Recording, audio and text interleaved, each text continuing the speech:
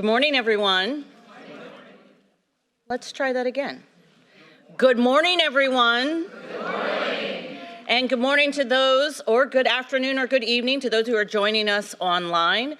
My name is Bridget Terry Long, and I'm very, very proud to be the Dean of the Harvard Graduate School of Education. Thank you. And I am delighted to welcome you to today's event titled Building Our Resilient Future, Education Driving Hope, Innovation, and Action. This event builds on a series of activities at the Harvard Graduate School of Education this year that we have explored and sought out solutions to the question, what can the education sector do to respond to the challenges of climate change? Educators and leaders are already making an impact in their schools and communities by embracing evidence-based solutions, innovative practices, and community engagement as drivers for climate resilience and mitigation. And at an Askwith Education Forum last fall, we heard examples of education leaders driving climate action, from the CEO of Prince George's County Public Schools in Maryland, a board member of the Dallas Independent School District, and the Director of Sustainability for the Denver Public Schools. And this underscored an emerging consensus that education is a key lever for climate action and equity. And today, I'm excited that we get to continue and deepen this conversation with leaders who are going to demonstrate, again, how education can drive action, innovation, and hope. Now, this event is part of the Harvard Climate Action Week, a celebration and acceleration of climate research, education, and engagement across the entire university. And I welcome those who have been participating in other events who have now come to GSE. Certainly, the climate crisis touches every discipline, every profession, every sector, and it will require the mobilization of all aspects of society and our world. Through the tremendous efforts led by the Salata Institute for Climate and Sustainability in partnership with schools all over the university, this week we are excited to engage with hundreds of experts, researchers, leaders, professionals, alumni, and students working in a range of sectors. And I would especially like to welcome those, again, who are joining us online, who are not able to be here physically, but I'm so glad that we can share this information, this conversation and discussion around the world. Now, you may be here today because you've realized that climate change is not a future problem. Climate change is already happening, and it affects us all. The need for us to take action now is urgent, as evident from the devastating headlines we see from all around the world. From flooding in Rwanda, Pakistan, and California, to heat waves across Europe and Asia, extreme weather is uprooting the lives of so many people. And more, we hear stories of students and teachers being so uncomfortable due to rising temperatures that classrooms are becoming environments that are not conducive for learning. On a personal level, I remember last spring when my sister-in-law and brother-in-law, who are teachers in the Milwaukee public schools, they actually had to shut down the schools because Milwaukee hit 90 degrees and they just were not prepared for it. And this is during a time when students would have been taking exams. It's certainly the case that heat has important effects. One study found that students who were 12% more likely to fail an exam on a 90-degree day versus a 75-degree day. So this is a change that we're not worried about for some distant future. It's a change that's happening right now. And what we do here in the US will have an impact globally, but all countries need to come together to reduce emissions and take other actions. It is also important to keep in mind that our children are especially vulnerable to the impacts of climate change, as highlighted in a recent report from the EPA.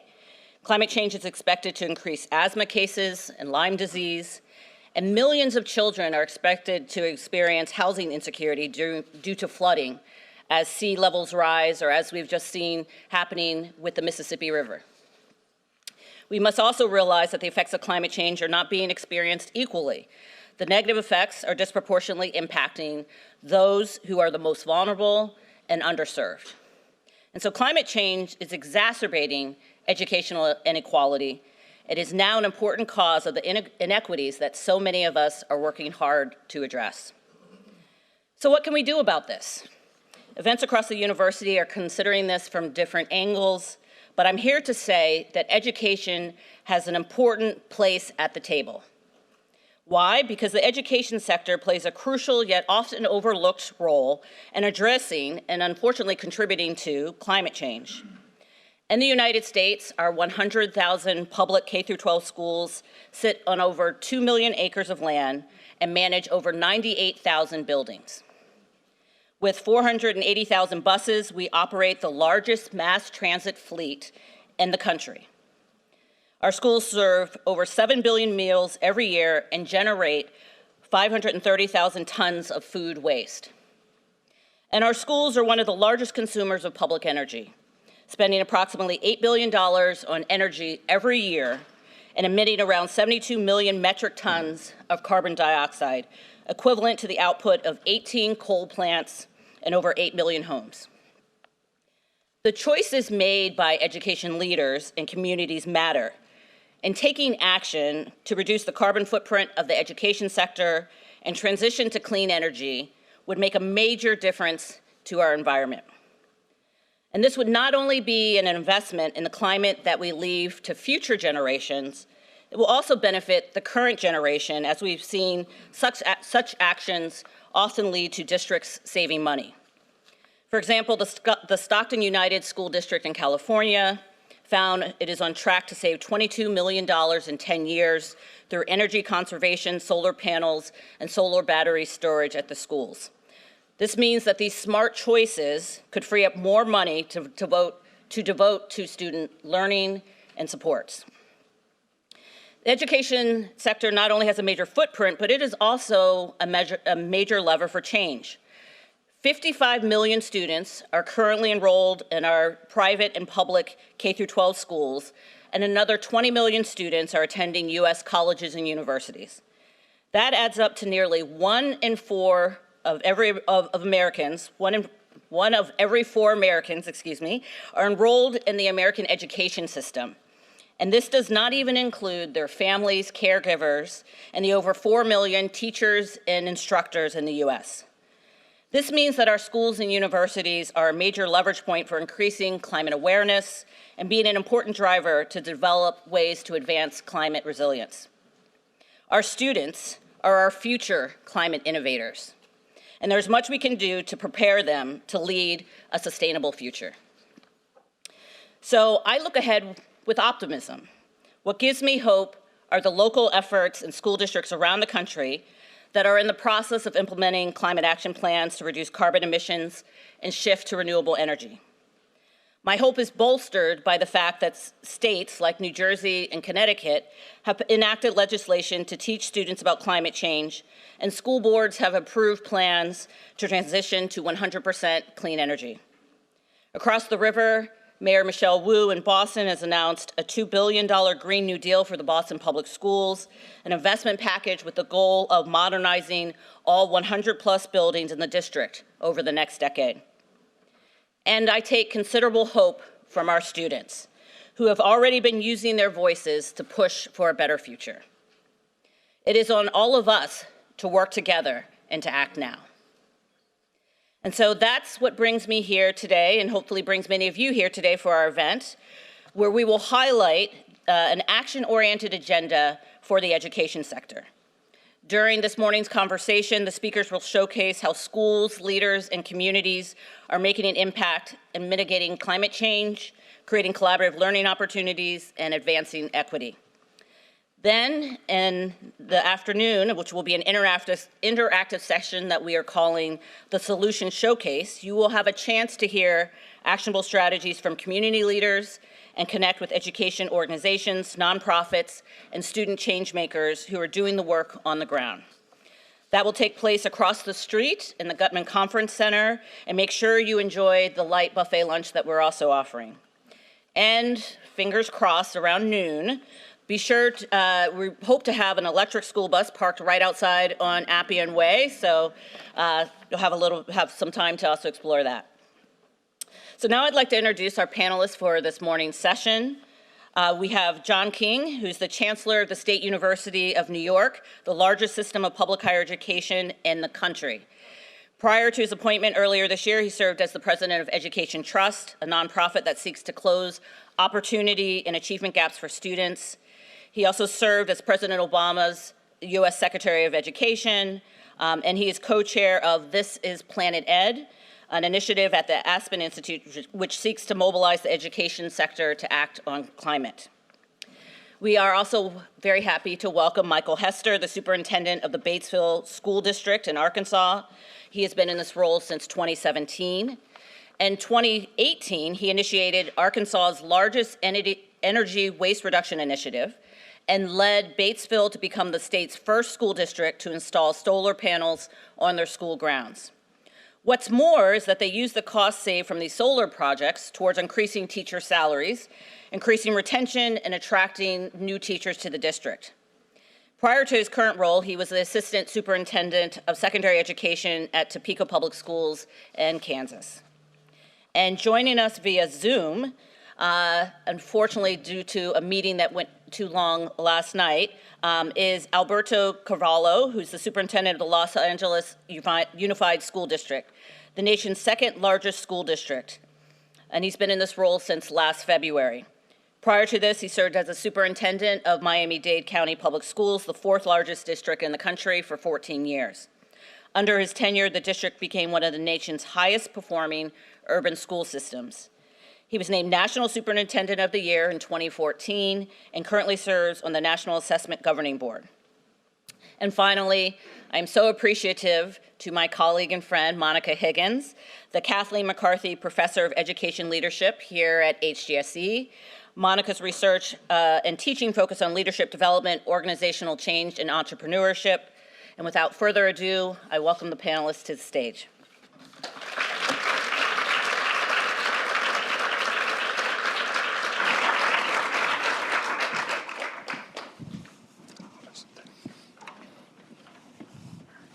Let's make sure we're on. I don't feel on. Did I push a button? Welcome, Alberto. Welcome, Alberto. There he is. Can you all hear me in the back? Nope.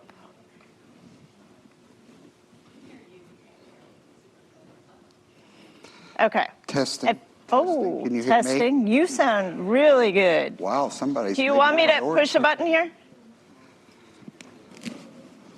You could grab another one. Okay, as you were, maybe talk to your neighbor, introduce yourselves. You want to pass this one?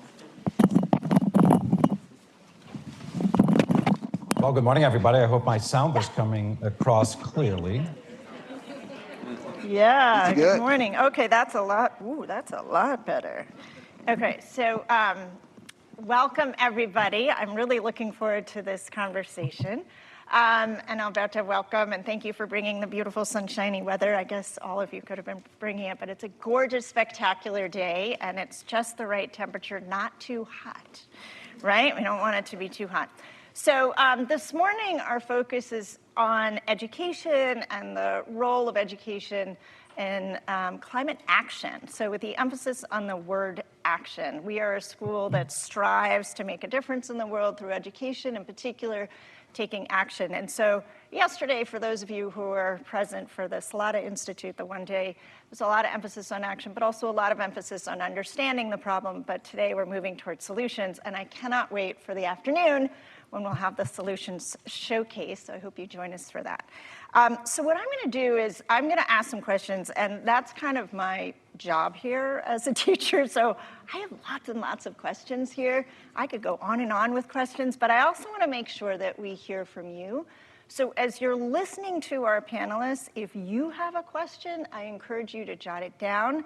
I'm going to be paying attention to the clock on the wall over there. I'm going to make sure that we save some time for people to come up to the mics and ask a question. Okay, so I'm going to start by digging into the specific work of each of our panelists. So I'm going to start with Dr. Michael Hester. I'm going to call you Mike. And so Mike, as you heard from Bridget, is the superintendent of Batesville in Arkansas.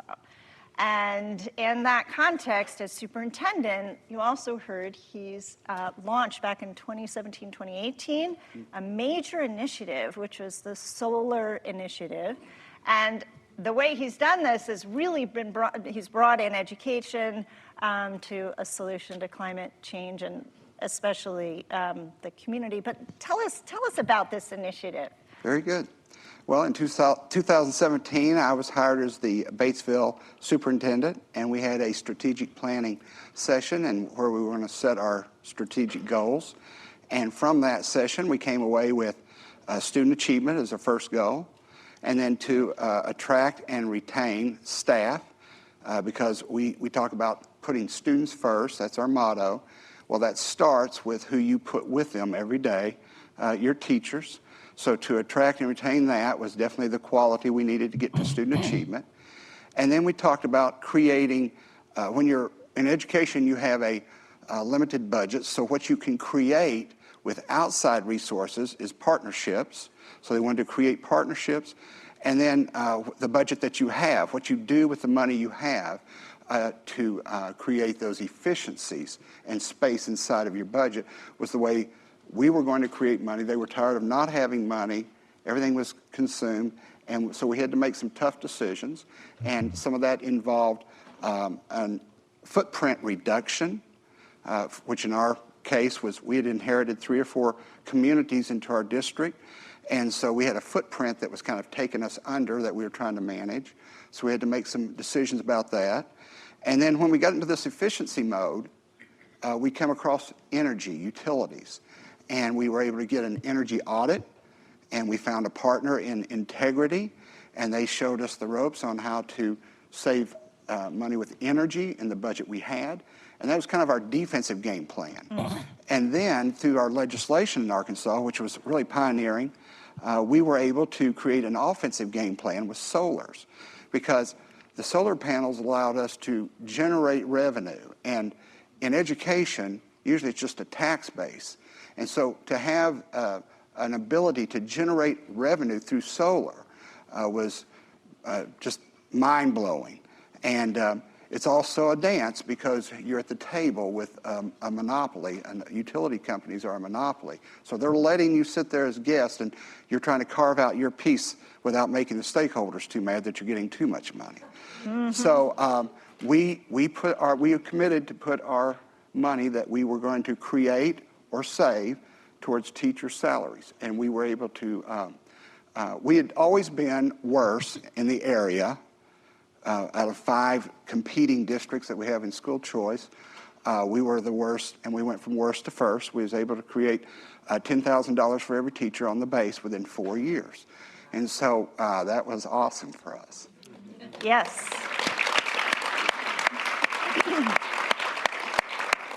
I'm going to ask just a follow-up question. Clearly, the community is so important in gaining buy-in for an initiative like this. Tell us about your leadership and how you went about bringing the community into this innovation, this initiative.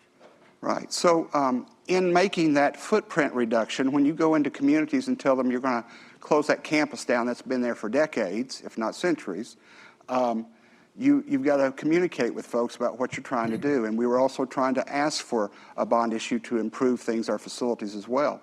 So in our story, we were able to tell about our good stewardship by taking an energy audit and showing people how we were going to make our dollar go further. We were able to use the energy audit to show people how we were being good stewards with what we had, because before you take something from them in taxes, they want to know how'd you do with what we had. Mm-hmm. And so we showed them that we were good stewards with looking at our energy audit, how we were saving money there, and then we showed them our initiative of how we were creating revenue, and we explained that this part did not require the bond issue to come from taxes.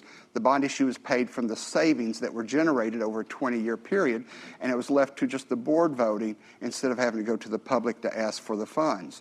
So that all created capital for us that we were able to cash in on in our initiatives, and as we made moves and we asked for decisions, and to buffer that, when you're closing down a community school and everything's going to Batesville instead of their communities, Right. you generate a lot of concern that way. So we spent 31 town hall meetings explaining the situation, and it takes a lot of communication. And your staff is probably the biggest thing that you start with to communicate, because there's no way a teacher understood how that canopy of solars out there on the loading zone is going to mean I get a raise. I mean, you're just spending more money. You're telling me I'm going to get a raise. So there's also trust, transparency that you have to. Just takes time that you said what you meant and you walked the walk and didn't just talk the talk. Well, congratulations. That's amazing. And the 32 town hall meetings and the role of communication, maybe we'll come back to that. So important. So I'm going to turn it over to you, Alberto. Thank you so much for joining us. I know it's very early in the morning out there on the West Coast. You were at Miami-Dade, and in December you took on this new role, the second largest school district in the United States at LA Unified. And my understanding is that you also inherited a goal, maybe you've tweaked it a bit, I'm not sure, which is becoming the most sustainable and environmentally friendly large urban district in the United States. My goodness, that is a huge goal. So, and you've only been on this job 5 months, but obviously you have a lot of experience being superintendent of a large urban district. Tell me how you go about tackling such a very audacious goal. There are a couple of, strategic initiatives or first steps. Tell us about your leadership in trying to go after something so immense. Sure. So number one, thank you very much, and good morning from the West Coast. Actually, I've been on the job here in Los Angeles for 15 months. I arrived in February after 15 years in Miami-Dade. Okay. And yes, it is a very large school system, which presents itself as a terrific opportunity to demonstrate a model that seeks, obviously, sustainability initiatives, climate change mitigation, and a climate literacy at a scale that cannot be ignored across the country. And I think it will actually serve to inform policy and practice that can be scalable and amplified across the US. As part of the strategic plan that the board approved as recommended by my team last year, we really took on sustainability efforts and climate change and what we could do about it as a central piece of our plan. Mm-hmm. So our plan really delves into 3 specific approaches. Number one, a district-wide sustainability initiatives. Secondly, climate change mitigation strategies. And lastly, if we are to really usher in a new era that takes the environment into consideration, then we need to change human behavior. And the best way to do that is through education. So we focus part of our attention also on climate literacy through the adoption of curricular materials and educational programs, not only for students, but also for parents through our Parent Academy. But let me give you some very quick examples specific to sustainability initiatives. Number one, just last week, we announced the most aggressive purchase of electric buses anywhere in the country.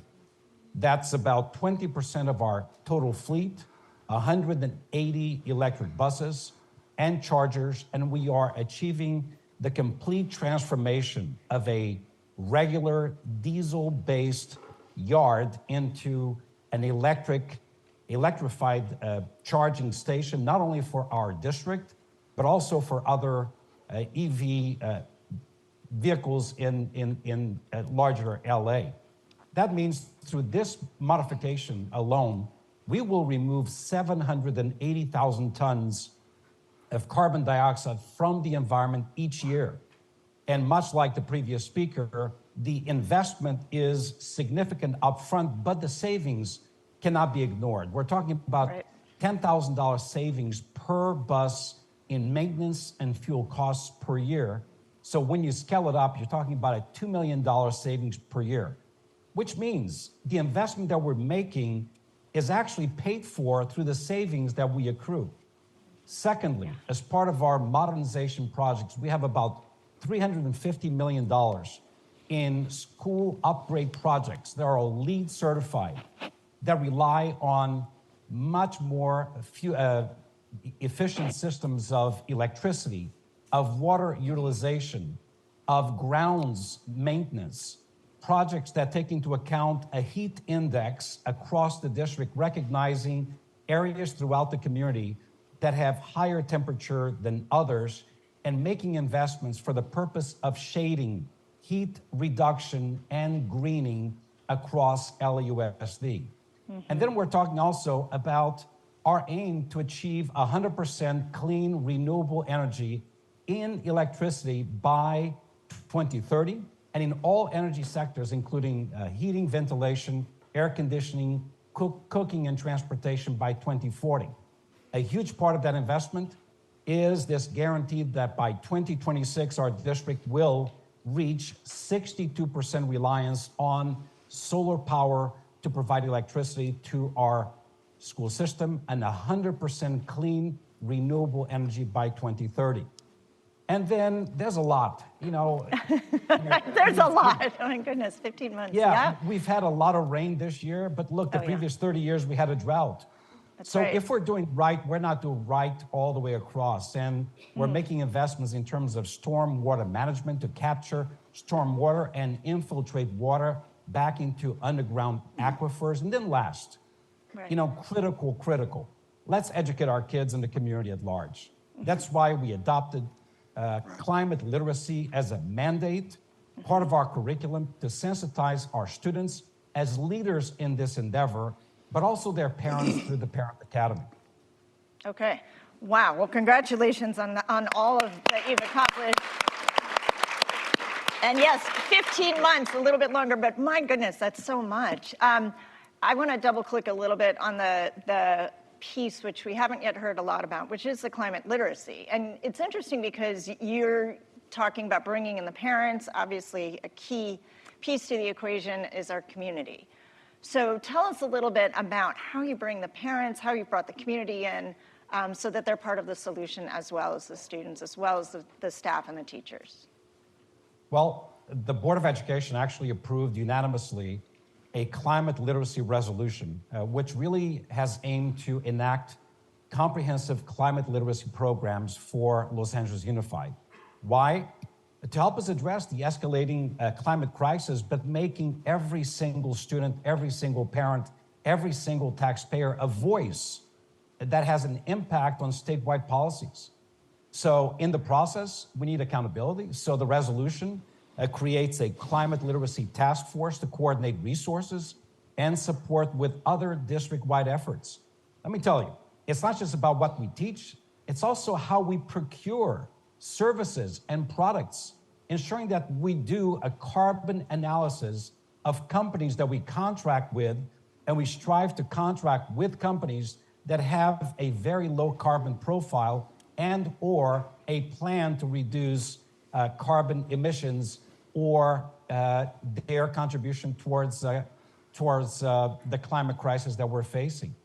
Secondly, we established a climate literacy and climate justice program for teachers and students that really provides them with the necessary understanding about the climate crisis itself and the skills that are required to help them prosper now and in the future.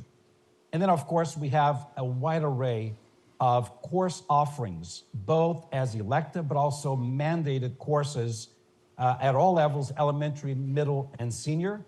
Obviously, at the elementary level, it's embedded throughout the curriculum. We have created opportunities and grants for schools for sustainable gardens to allow students to actually be embedded in the environment and understand the connections.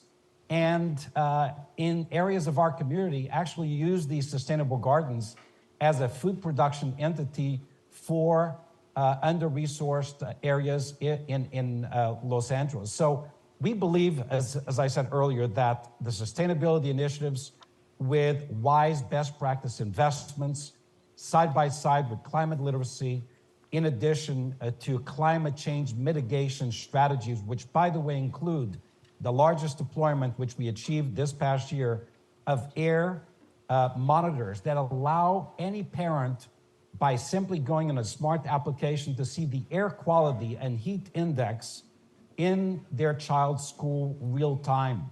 That allows us to detect red zones where the heat index is high or the air quality is low. Why important? Because if you live in Watts, in Boyle Heights, in Southeast LA, asthmatic conditions are higher than other parts of the community.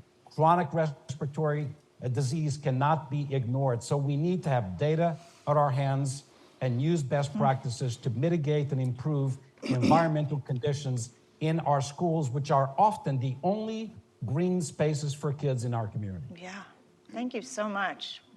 That's impressive. I mean, bringing that action, bringing that understanding, bringing the students, but also bringing the families into the fold, extremely impressive. So thank you. So I'm going to turn to you, John.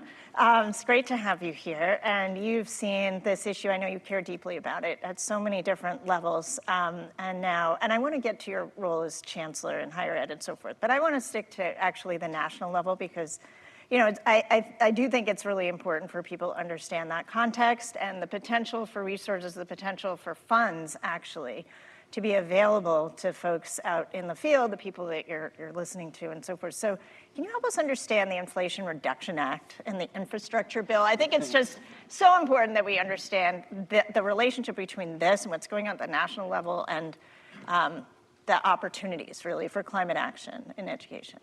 Sure. Let me step back a bit to when we launched This is Planet Ed. Yes, great. Laura Shifter, who's here and who teaches here, had this vision of trying to get leaders in the education sector to say, we have to stand up and we have to lead on climate action. And so we created this commission that I co-chaired with Chrissy Todd Whitman, who was governor of New Jersey and EPA administrator for George Bush. We brought together a diverse set of stakeholders, state superintendents, district superintendents, the presidents of the NEA and AFT, the presidents of the Urban League and Unidos US, civil rights organizations, youth climate activists, former members of Congress, former governors.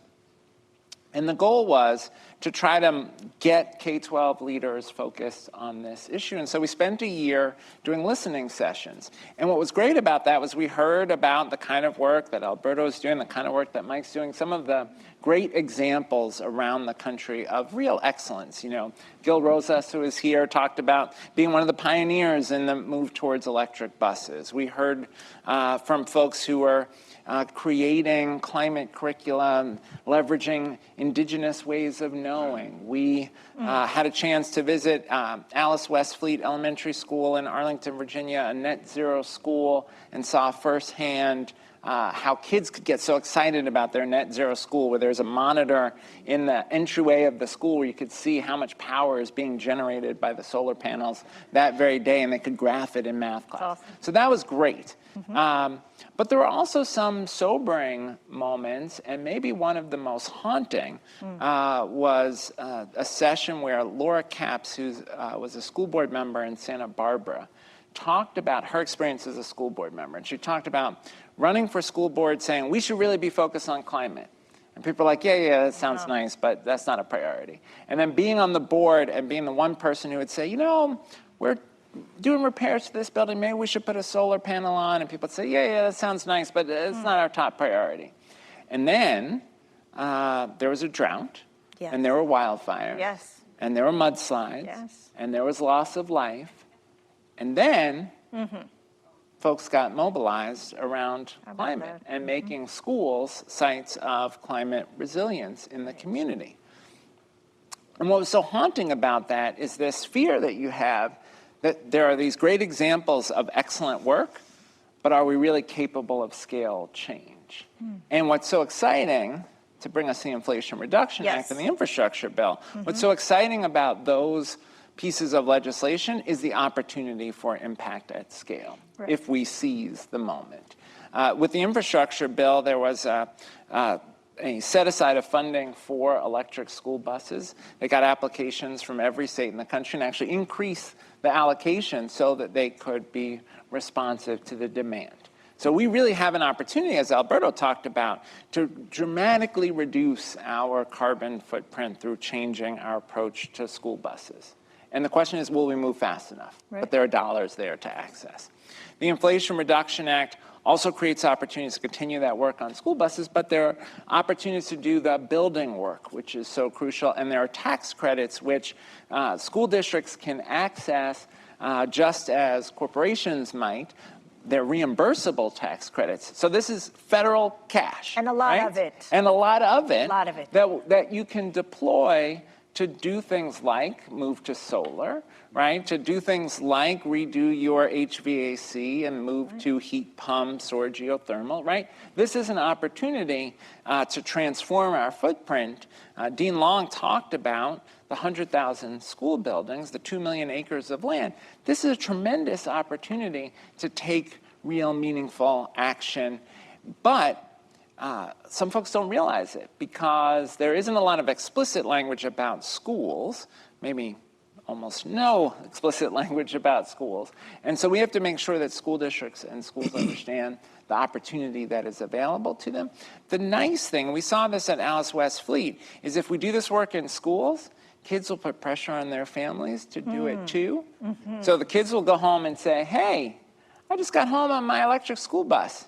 How come we don't have an electric car, right? Or, you know, we generated this much power at school today with our solar panels. How come we don't have solar panels on our house, right? So this can help foster the culture shift that we need. I love it. I love it.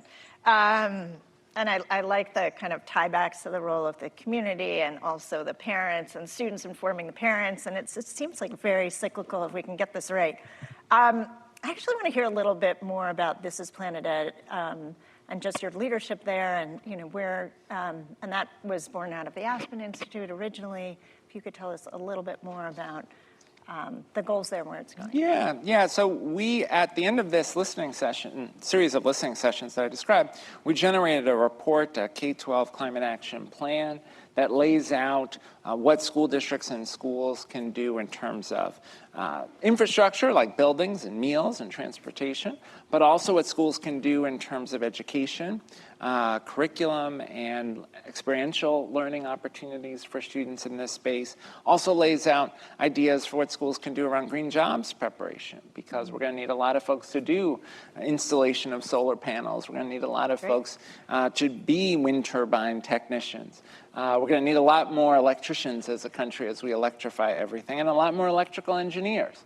So there are lots of opportunities there. So we described that in the report. And then with Laura's leadership, Aspen made the decision to expand This is Planet Ed from just K-12 to now launching a higher ed task force, mobilizing higher ed leaders, launching a task force in the early childhood space, mobilizing leaders there, and a task force for children's media. Because again, this requires a culture shift, and we think children's media could be a very high leverage way to change the conversation in the country. Excellent, excellent. And Laura, you want to raise your hand? Laura's going to be right across the way in the garden level of Gutman, and might learn a little more from Laura as well. So thank you all. So one of the pieces I think that's come through so far is the involvement of the community. And here at Harvard Graduate School of Education, you know, we're all adults talking about change, and sometimes we lose sight of, you know, the students. And so what I'd love to ask each of you, and anybody can go first, is the role of student voices, bringing student voices to the table. What have you seen works? Anybody can start. And you're going to have to raise your hand over to. Well, I can tell you that in Los Angeles, a lot of the work that's taken place has actually been not only informed by, but led by students, instigated by student voice, who recognized the conditions in their own communities and sought to bring about change. And they applied the right pressure on the board, on administration, towards the passage of resolutions that would enshrine policy that would actually lead to the acquisitions and the shifts that I mentioned earlier. It would not have happened without the student pressure. It would not have happened without their advocacy, the creation of student clubs and student movements that lifted the voice of students and resulted in very consequential policies and practices of the school system. And I think that's actually one of the coolest, neatest things that is happening in this community, is that you cannot ignore those voices. You know, just, you know, whether we're talking about climate literacy and improvements to infrastructure, or something that we approved at last night's board meeting, which is the transformational shift from 10 years ago to where we are today in terms of, you know, progressive discipline, elimination of expulsions and suspensions. Guess what? Student-led also. Student pressure led to better policy that adults adopted as a result of their advocacy. So you cannot ignore student voice. There are a lot more of them than there are of us, which means if you want to start a movement, a successful movement, listen to the voice of students, marshal that energy, and allow it to actually change policy, and then allow the students to lead the transformation. So it's been a terrific partnership with the students. Actually, the student voice preceded the parent voice. And what you said earlier, the impact that students are having by simply witnessing what's happening in one school, but has not yet happened in another school in a different neighborhood, automatically springs the issue of equity to center stage. Yeah. And that is good pressure, good trouble on trouble. our school system for us to accelerate our own efforts. Great, thank you. All right, students bringing good trouble to the table. What do Yes. you all think about that? Well, we used our East classroom and our Stuco. And our East classroom is a community student project led with using technology. And so we used our East classroom, and one of the biggest cheerleaders we had was Jeannie Repke, our East teacher. And she was just known for innovation and excitement about learning. And so it's wonderful folks like that that lead kids as well. So we use them for feedback and to help us message what we were trying to do. And in fact, we left on our solar canopy where we load and unload, we left you could make them completely waterproof if you just put a tin roof underneath them. But we kept that off because we wanted our kids to look through to the panels and understand the technology, and more important than that, the innovation and creativity for them to solve the problems in the future, like what we're talking about here, and to be empowered by that imagination and creativity. And that's the secret with whatever the technology is and wherever the legislation and things go, is that imagination and creativity. And so we involved them in their voice, and they were heard apart. And then Little Rock Central High Schools, we've worked with them to get their initiative. They just adopted theirs. They use their student council, and working with Dr. Poor, he let the students just lead it, and they literally put it all in there. We just had North Little Rock School come up, their capstone project, where students were recommending to the district projects, and they're recommending to get into the pipeline for a solar system. And we had 2 engineers and a business degreed person getting ready to go into college for that. And the conversation we had between our partner, who had engineers and scientists there to visit with them, the conversation that those engineers and business people had, I'm just sitting there going, I've got to go read more on this. The language they were talking, they picked up on a level with the engineers and the scientists. So to make sure they understand when they see that technology that they're digging into that's just how far they can take it and where they're going with it, that we all can learn from. And so it was just exciting and exhilarating to have our students and to have other students involved in this process. Great. So I'm hearing that students can be kind of a pressure for change. Students can provide feedback on solutions for climate. Now I'd like you to put on your chancellor hat. I'm thinking about higher ed. So far we've been talking mostly about K-12. How about, I mean, here we are at Harvard University, you know, graduate school, but higher ed. Tell me the role of student voices there and what you've seen works. Yeah. Well, look, there are huge opportunities for impact in higher ed. We have a lot of infrastructure. At the SUNY system, we've got 64 campuses throughout New York State. We account for 40% of the state's public buildings. If we don't hit net zero goals, the state won't hit net zero goals. So we have a tremendous opportunity to lead on buildings, vehicles, meals, all the similar issues to the infrastructure issues in K-12. We also have a tremendous opportunity to lead in green jobs preparation. Yes. We've got 30 community colleges, which will be one of the key places where we build that pipeline of technicians for the renewable energy industry.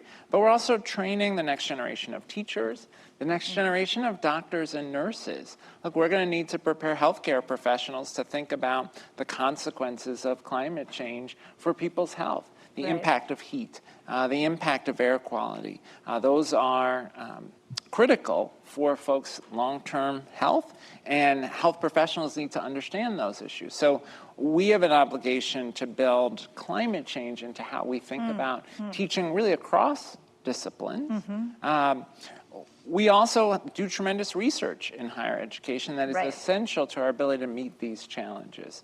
At Binghamton University, we've got Nobel Prize-winning researcher, Professor Stan Whittingham, who's doing some of the nation's cutting-edge research around batteries. If we are going to make the renewable energy revolution work, we're going to need batteries that are safer, that provide a lot more storage, and hopefully can be charged more quickly. That's a lot of innovation that's needed in that sector. Research that's happening at our universities will drive that.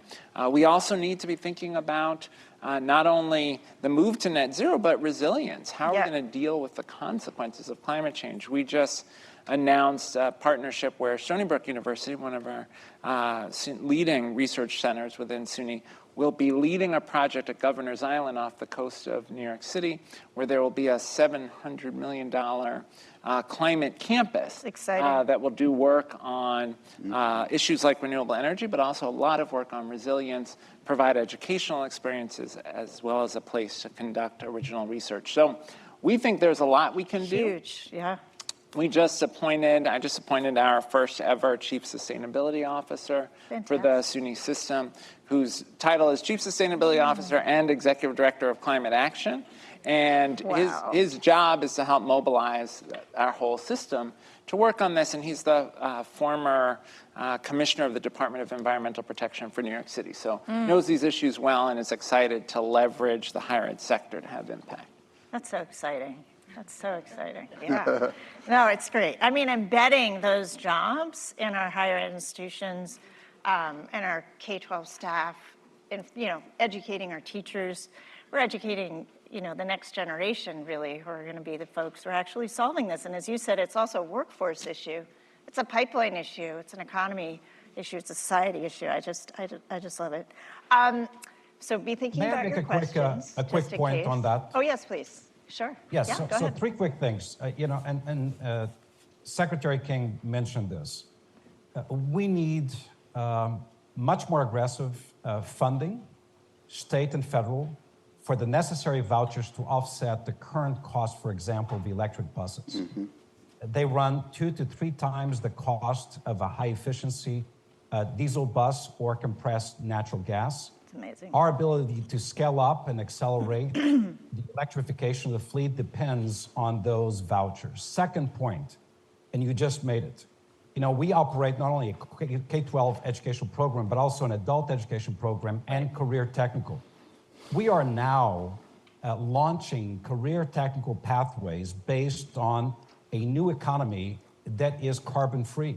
So the electrification through partnerships with apprenticeship programs and training the future workforce on these technologies is part of our business too.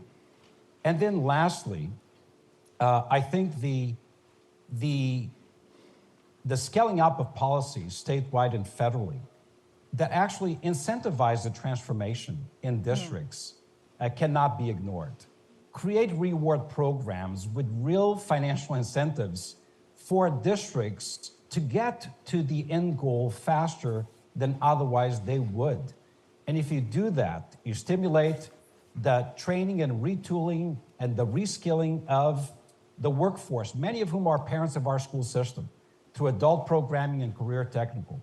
If you create the right investments in terms of vouchers to offset the costs Right. of some of these technologies, and you create voluntary incentive grant programs that reward the districts that are moving towards that goal, then I think we'll be in a much better place, much faster than we would reach without these incentives and these opportunities. Excellent, thank you. Sounds like we need a Chief Sustainability and Climate Action Officer in every state. Yes. We have one. Yes. There you go. Yes. There you go. We have Yes. one. Anyway, so one of the things I noticed, we've been talking about your different perspectives, and one of the things I noticed in looking at your backgrounds is that you all were in your early career, you were teachers as well.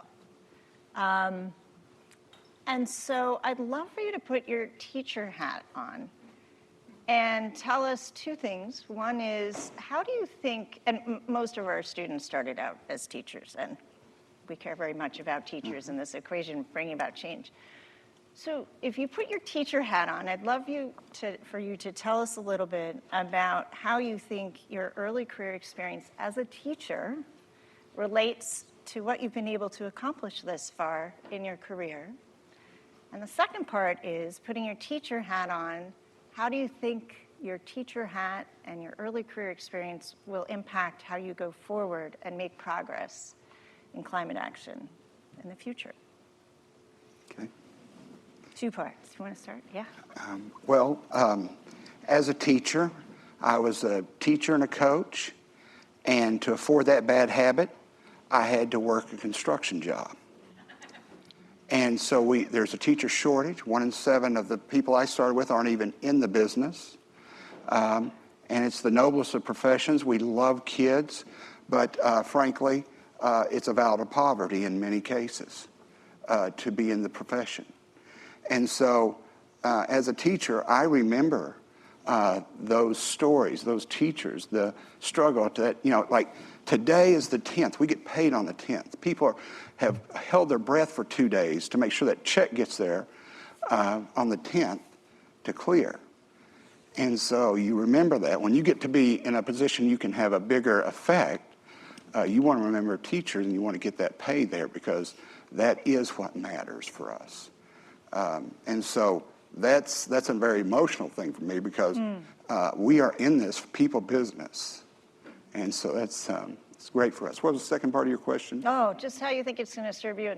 And you kind of almost answered it in moving forward, but I can tell it really speaks to you. The speech, let me answer this on how I go about. As a teacher, you understand how you touch the values of your community. Right. And so for me, as a superintendent, where I'm at now, the speed of how we implement and the resiliency for climate's based on two things. The speed has to be how fast you connect it to people's values. In Arkansas, the nonprofits are what have the exemption to get solar revenue.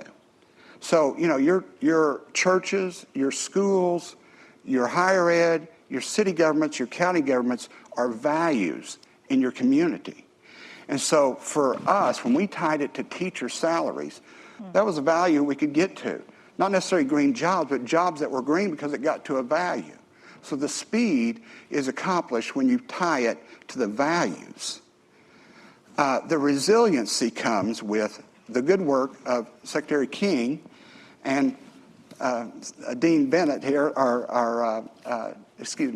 Dean Long on our Harvard campus here, how we bake legislation, policy, and regulations that can create income and windows and opportunity and offset cost and monitor quality conditions for equity.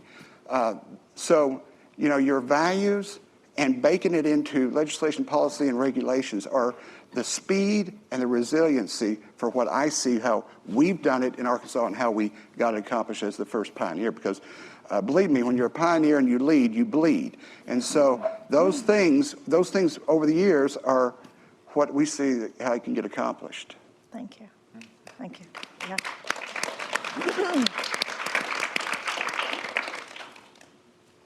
Either way. Two quick observations. It's hard to follow Mike. Two quick observations. One is, polling shows that something like 70% of young people feel moderate to extreme anxiety about climate. And, wow. When I think about that from a teacher perspective, anxiety can be paralyzing. And what we know is actually that students feel less anxiety when they know that there's something they can do about it. Absolutely. Right? And so to me, the sort of the lesson we should take as educators from that is we have a responsibility to help students understand the what next. Yes, climate change is really scary. Yes, it is horrifying to see what the potential impact will be in terms of climate refugees, in terms of the economic damage that will be done, in terms of the harm that's being caused now, particularly in communities of color because of environmental injustice. But there are things we can do. There are things we could do locally. There are things we could do at the district level, at the policy level, and we need to help young people see that path to action. We heard during our listening sessions for This is Planet Ed from students in Salt Lake City who, as Alberto was describing, the students showed up and pressured the school district to adopt a climate action plan. But if you're in motion, then you're less likely to feel anxious. And I think that's an important thing for us to think about as educators. The second thing I would say is we have to keep working to bring everybody on board, even if they are not today. As a teacher, you try not to say, well, maybe the worst thing you could say as a teacher is, I taught it, but they didn't learn it. Right. Yeah. So at the end of the day, if we don't have everybody on board, we have to keep finding new strategies. We have at SUNY an environmental science and forestry school, which is a very cool place. I encourage you all to visit, and they're doing great work on climate issues. But one of the interesting things about ESF is they attract kind of two broad categories of students. A whole set of students who are super passionate about climate change and climate action and environmental justice, and a whole set of students who are super passionate about hunting and fishing and hiking and the outdoors. And that's kind of a Venn diagram. There's a lot of overlap, but there's also some folks who aren't as conscious of climate issues necessarily, and maybe in their home community, somewhat skeptical of some of the pushes around climate action, but they're together. And when they're engaged in projects together, like a group of students going to Puerto Rico to help engage in recovery efforts to deal with the damage that's been done by hurricanes that are closely tied in their impact to climate change because they're more extreme.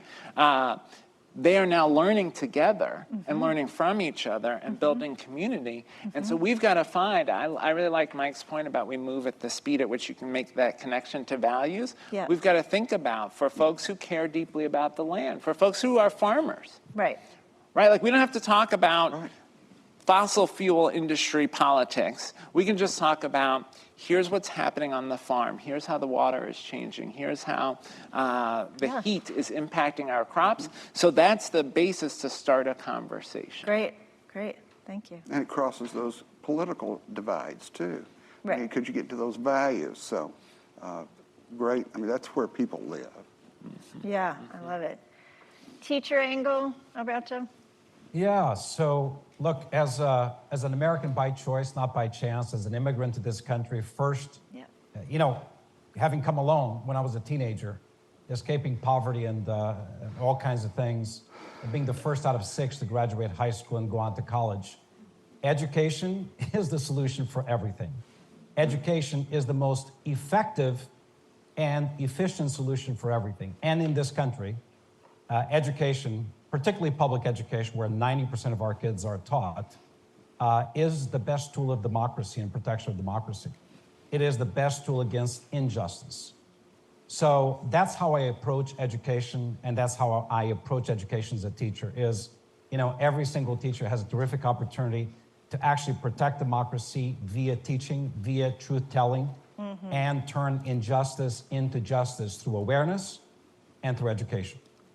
And the other part of influence to me, which is still sustained today, is that, I was not actually trained in education. My training is in biomedical sciences and Right. physics. So I Yep. taught college physics, chemistry, calculus, and biology. Yep. And guess what? Today, considering the level of disinformation, misinformation, whether it is, issues dealing with health throughout the pandemic or climate change, so much misinformation and disinformation out there. Thank God for our teachers. Yes. They are able in safe environments to tell truth and impart truth. So my teacher hat helped me back then. It continues to put me on a track of data-driven decisions that are informed by science Right. and nothing else. Right. So that's my perspective. Thank you. Thank you. Excellent. All right. So yes, I really want to make sure that we get to your questions. Do you have any? And if you do, I'd love for you to come to the mic. Looks like we have a couple of people making it to the mic. So as you do, introduce who you are, and then we really want to make sure that it's a, your statement has a question mark at the end of it. Okay. And if you'd like to address it to any one of our three panelists, that would be helpful, actually. If you can do that. If not, we will distribute the goodness. Great, thank you so much. Thank you. Hello, all of you. My name is Sarah Ross. I'm with a nonprofit called Undaunted K-12. You all are heroes, and we need more of you. But we also need to switch from heroes to systems, right? So we do a lot of work at Undaunted K-12 thinking about how we engage the system of the state in laying the track for you all to do this work more quickly, and with the resources you need. All of you kind of touched on the role of policy. So I want to be more specific about kind of the role of the state and ask, I guess maybe the two superintendents, what is the role of state school construction authorities? We have in 38 states, I don't know if you have one in Arkansas, maybe this isn't a fair one for you, Superintendent Hester, but in 38 states we have an entity that is deploying funds to build new schools, modernize our schools. In 21 of those states, they're actually in places where there's a climate commitment. What do we need from these school construction authorities to really move this work forward? And what can we not afford for them to do anymore? Okay. So I hear the role of the state. Yeah? Okay. And obviously John can also address this, but you want to start? We've gone through that, especially with construction costs, when we're trying to, something just a year or two ago has gone up at least 30 or 40%, and laws are antiquated in the evaluation of square footage of what a state allocates. And so for the crisis or the fluctuations that we've seen in the last 2 years in just construction costs alone, whether it's anything to do with the climate or anything to do with just steel and wood and concrete, they've jumped 30, 40%. So our laws of the square footage, just the laws we have, are not moving fast enough when there's variations in the market either. So we need the ability to be flexible, Right. and especially when we know there's funds there. Arkansas is going to have over $3 billion in reserve here just soon, and we're not moving fast enough to get through the old legislation and the old amounts just to get to what we've got to do now, whether it's the climate cost of electrifying your fleet to your energy in your buildings. We've got to get them where we have flexibility to move with how fast things are going. I get the sense that you are a man of speed. Right, yeah. Things need to move. And but the regulations, sense of urgency, and then really, regulations. is there. I mean, a lot of it tied to is Absolutely. the regulations, as you well know. The regulations that you have to deal with also slows it down. Exactly. Alberto? Yeah, so, look, I was superintendent of Miami for 15 years and now in LA.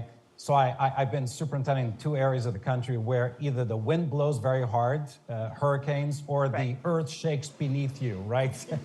So the state, for decades, both in California and Florida, concentrated their regulation for construction based on standards driven by safety. So in Florida, for example, schools need to meet a much higher standard than homes or businesses as far as construction is concerned.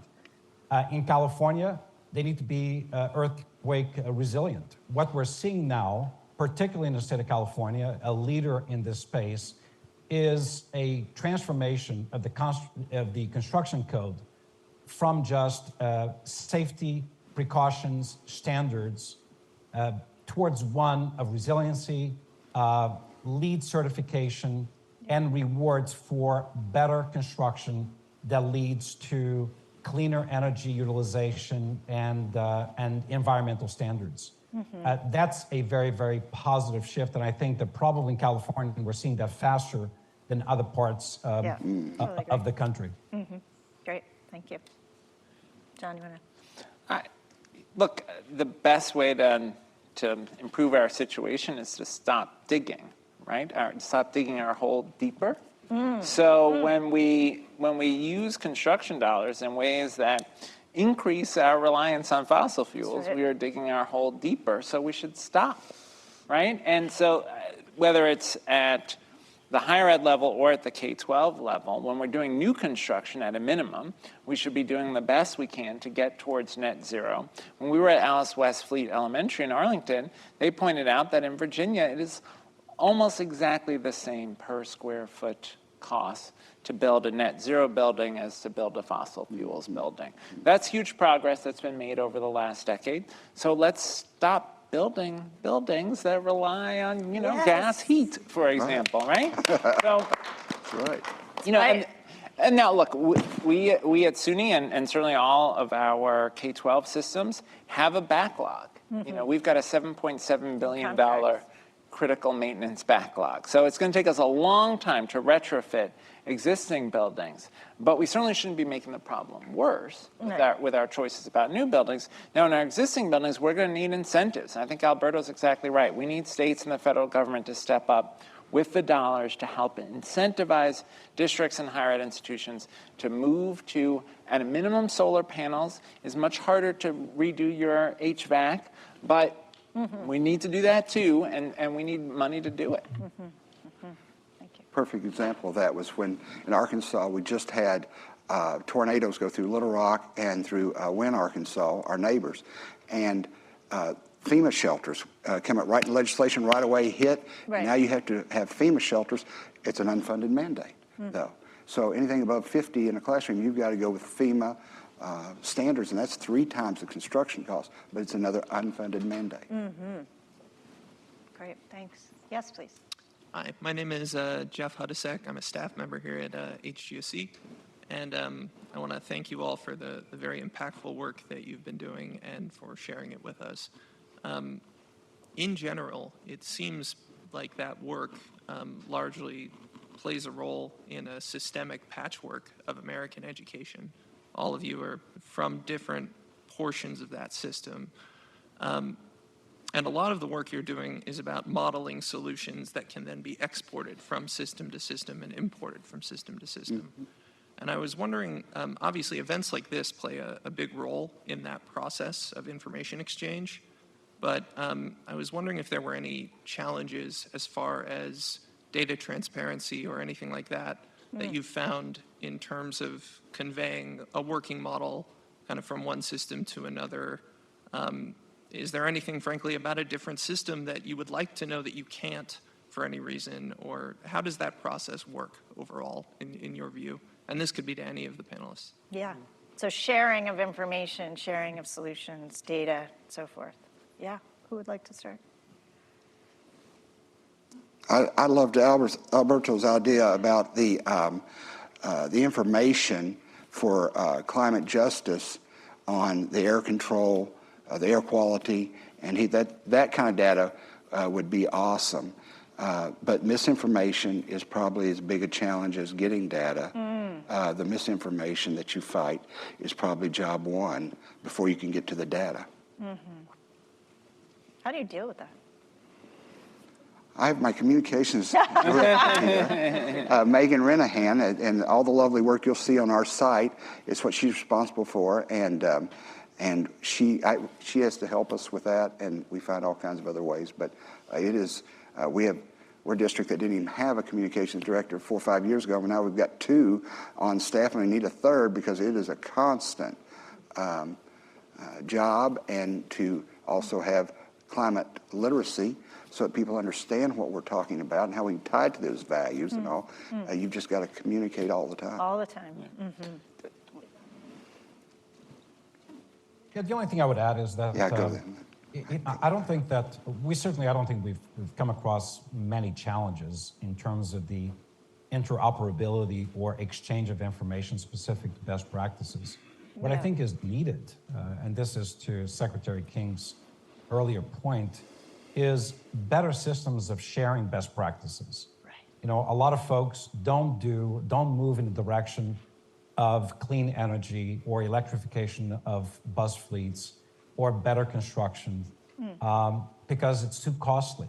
But there are actual systems based on performance contracting that allow for those new models to be put into place, financing it in a way that's reasonable and long-term. I think the nation needs more settings like this one, more stages like this one, where the practitioners of education are actually able to know, understand, and then deploy their own strategies based on what's worked somewhere else. And we probably don't have enough of that space in place right now. I mean, you go to educational conferences and you're pitched software, online solutions, reading, mathematics, technology, acceleration, remediation, high dosage tutoring. How much space is reserved for what we're discussing here right now based on best practices that can be implemented in districts? Not enough. Exactly. Climate solutions. Yeah. I mean, one thing I would note, to build on Alberto's point, that I think Harvard Ed School in particular is well positioned to do, is to tell the story of the equity implications of this issue, the disparate impact of asthma in communities of color, the challenge of lead in the water, which disproportionately affects communities of color, school buildings that have lead in their water fountains, right? And that's disproportionately in communities of color. Heat islands, disproportionately in low-income communities of color. Calling out the equity implications and pushing policymakers to prioritize addressing those equity gaps. You know, in my view, who should get the electric buses first? The places that have suffered the most harm from fossil fuels in our air, right? So but we have to be intentional about that, because if we're not intentional about it, we know how policy works in this country. The benefits will disproportionately flow to more affluent communities. Love that message. Thank you. This is actually probably a pretty good segue. My name is Lauren Simmons. I'm a current EDM candidate focusing on education policy and analysis. This is to all 3 of you. I have spent, and thank you. I have spent the better part of this year traversing in and out of other climate spaces across the Harvard campus, not just at the Ed School. And the humbling realization that I've come to as a result of that experience is that the potential and impact of the education sector is not seen as readily by other sectors, by other disciplines, as it is to the people in this room and who are watching online. So I'm curious about what you see, you know, maybe thinking about the city governments and municipal agencies that are aggressively pursuing their own climate action. How can the education system and sector, so thinking in this case K-12 to higher ed, position itself to more effectively and more readily partner and incubate and accelerate those solutions, and really realize climate action at scale, like what we're talking about here? Thank you. Okay. Well, It's a different problem. So we were talking about information sharing, we're talking about disinformation, now we're talking about people not knowing they even need the information. Right. Well, our teaching and learning job is a full mission to start with. So when you bring that to our plate, we need partners. In our case, we needed partners. We needed integrity. We needed energy, the main source of electricity in our. We need those partners to win out in those relationships, to include us at the table. Like I said, it's a monopoly. And for us to be at the table, that's about relationships. And so for us, we're going to approach it with maintaining the relationships with those folks who can help us with that, being at the table and help us with that message, because the solar folks can tell that solar story better than we ever could. I can help you find the dangling participle, but they help us with those other things. So partnerships for us. That's a great point. So you can kind of reverse, we're talking about us communicating, but also our partners can communicate about the work they're doing with educators, education systems. Anything else to add here? Part of why we added this system-wide Chief Sustainability Officer is so that there's someone on behalf of SUNY System who can be at all of those statewide meetings about climate issues. So when the Department of Environmental Conservation is bringing people together to talk about the state climate action plan, our Chief Sustainability Officer will be at the table talking about the role of higher ed. And when the folks who are working on agriculture issues are talking about how do we move towards sustainable agriculture in the state, we're going to have a seat at that table. And it's one of the reasons why I think every school district should have a person in that role, so that there's someone who wakes up every morning thinking about that set of issues and then showing up on behalf of the school district to be at the table. That's great.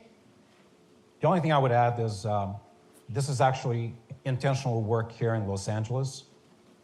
We just launched the first 6 of many to come compacts with municipalities, where different municipal entities, cities, and the school system agree on a set of deliverables or priorities.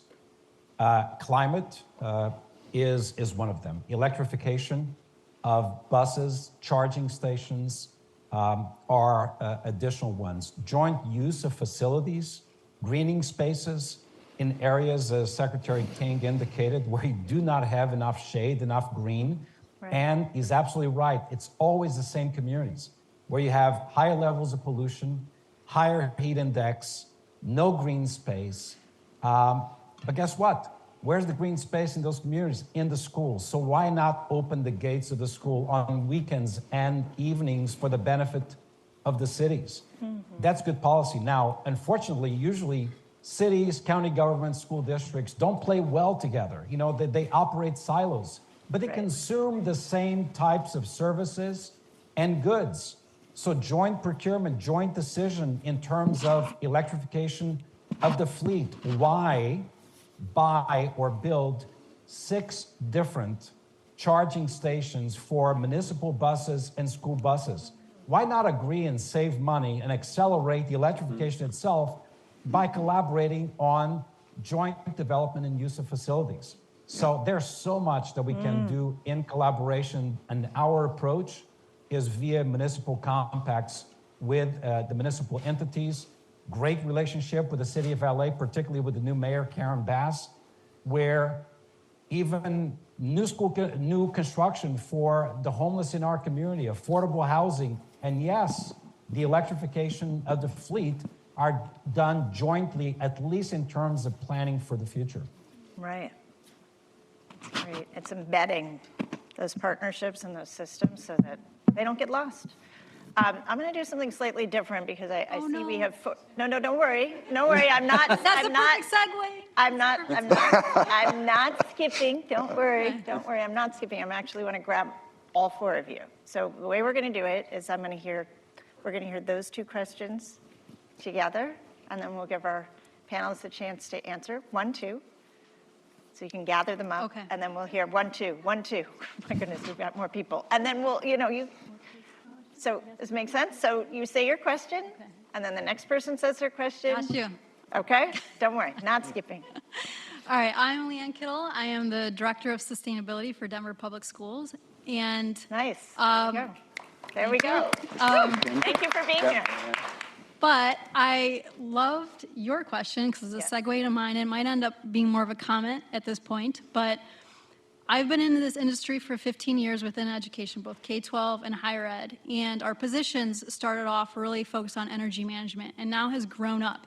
We are focused on wellness and transportation and all of these different things, and where we're housed in the organization directly impacts our ability to influence cultural change, which is essentially what we're trying to do. Yes. So that Chief Sustainability Officer position, I could run up to you and give you a hug right now because I wholeheartedly agree. So I guess the question to the group is, do you foresee K-12 changing and growing up with the industry and having positions at the table? Okay, so positions at the table, question number one. And thank you so much for being here and for that question. Yes? Hi, I'm Margaret. I'm a graduate of Hugsy and also founder of Subject to Climate, which provides teachers with resources to integrate climate in all subjects and grade levels. And she's going to be talking across the way. Thank you, Alberto. We have actually been talking to some of your staff members, by the way. So I'm very excited what you're doing, and thank you for all being here. Hello, Secretary King again. My question is that we talk a lot about climate literacy, and I think everybody in this room agrees that it's a priority, but how do we convince stakeholders like teachers and staff members, other district leaders to prioritize climate literacy? And this stems from recently I was in an education conference. There was not a single session on climate literacy. It was on, and rightfully so, pandemic, learning loss, SEL, teacher shortage, and AI. That was the focus. So how do we do that culture shift? And being a teacher, I didn't focus on climate change as much. It wasn't my focus. I was putting out the next fire. I was focusing on test scores. So how do we do that? Wow.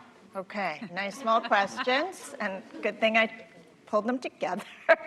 But anyway, so we have something about structures, having a position, somebody embedded in the system, and also the culture shift, and maybe those two are related. So good luck.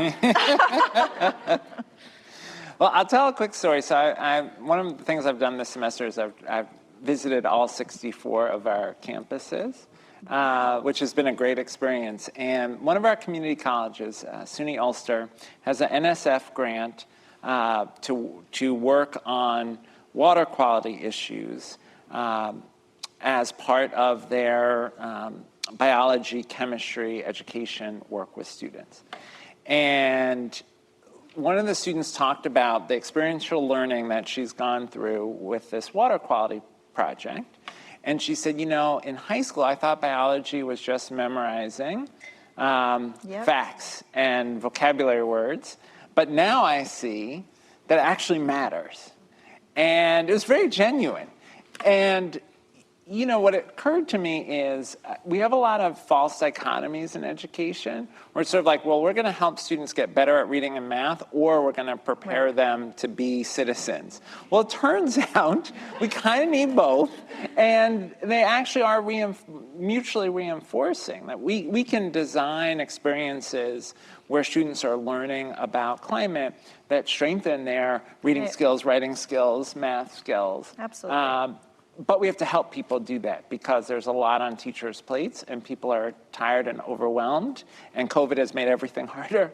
And the impact of COVID on kids and that disruption has made everything harder.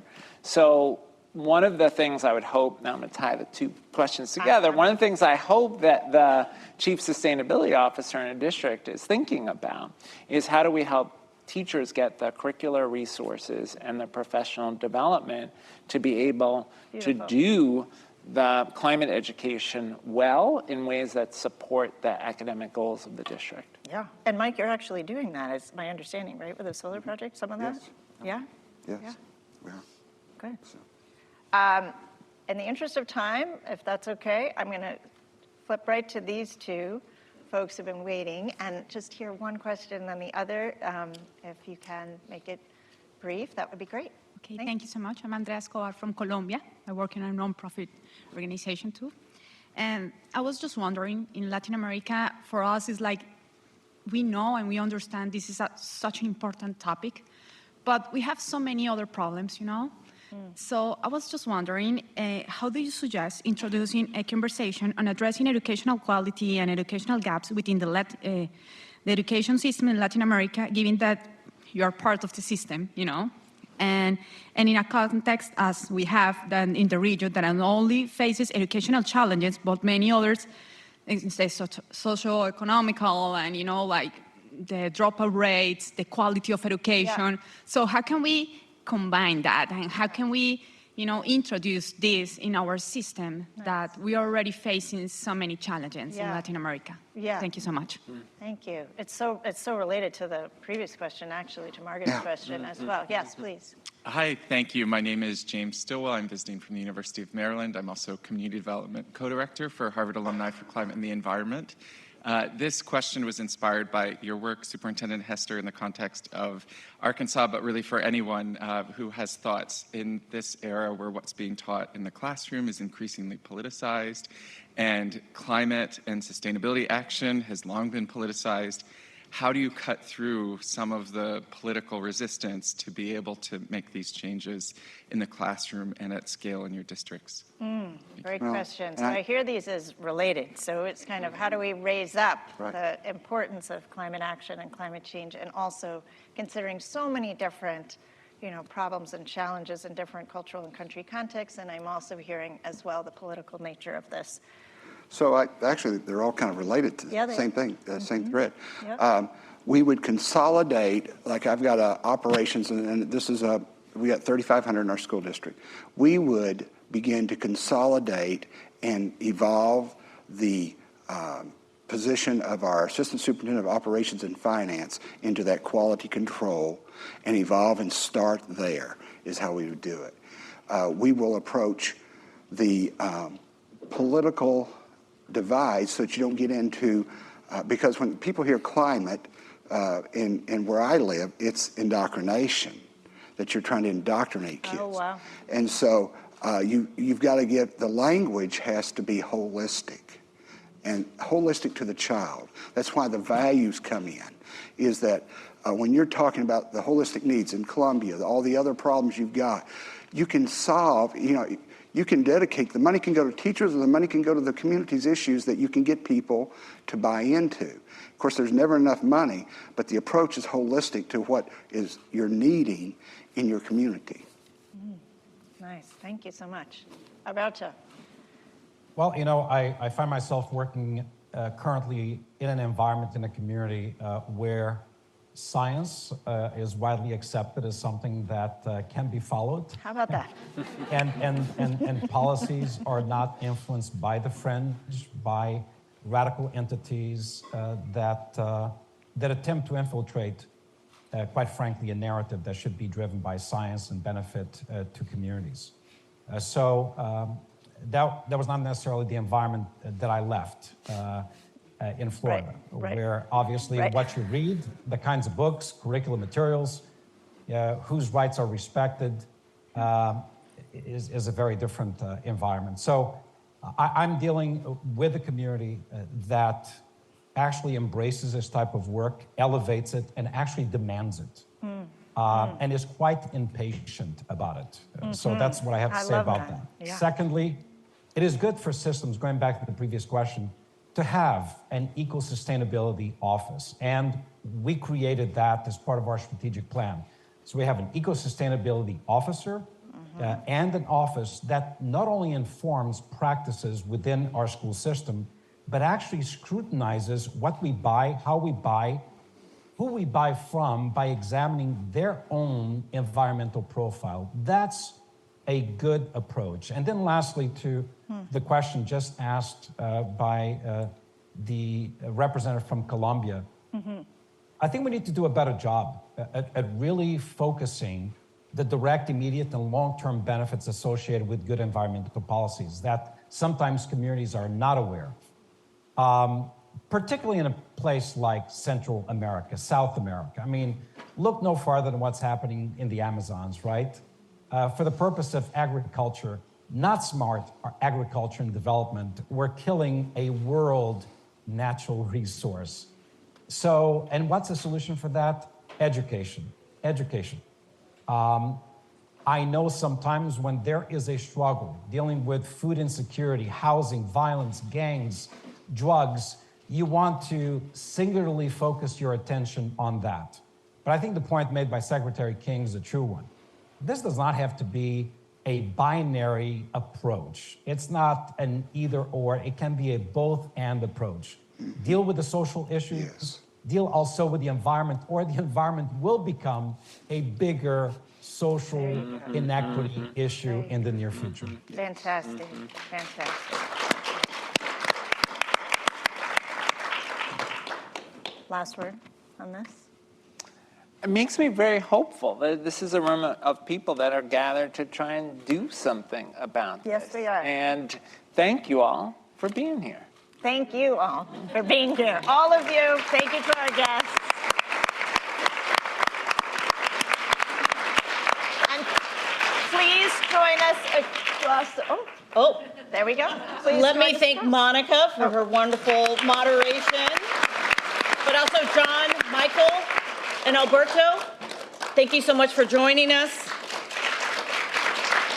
I just want to say for a moment, I want to thank you for being here to echo what was just said by John. I have a friend who's worked in the area of climate science for about a decade and actually was feeling very down. And so I invited him to come and be in our community. Awesome. And he walked out with a smile on his face and is continuing to partner with us. Earlier, I noticed in the back, Jim Stock, Vice Provost who's leading the Salata Institute for Climate and Sustainability was here to visit with us. Yes, education, rightly so, deserves a spot at the table. There is so much that we can do. I'm happy to say that when I asked to meet with Jim, it took me only about 15 seconds and a few statistics before he paused and said, wait, what? Yes, education the sector, as educators, as students, there is so much that we can do. So thank you for being here. What we do with the environment, with climate change, with mitigation, with adaptation, is going to impact equity, is going to impact the health of our students. And, you know, perhaps we can even save money because we need more resources to support our teachers and to support our students. So thank you again. I hope that you will join us across the street in the Gutman Conference Center for the Solution Showcase, which I think is going to be fantastic.